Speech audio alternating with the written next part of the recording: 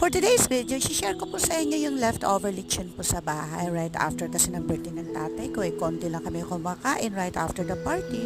So, ang nangyari is meron kaming natira. So, ginawa ko para kakainin pa rin siya ulit.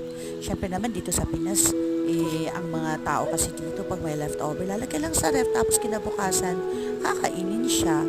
So, nangyari na yun is ginagawa ko po siya ng parang some sort of dry na lechon paksi. Nilagyan ko po ng cane vinegar.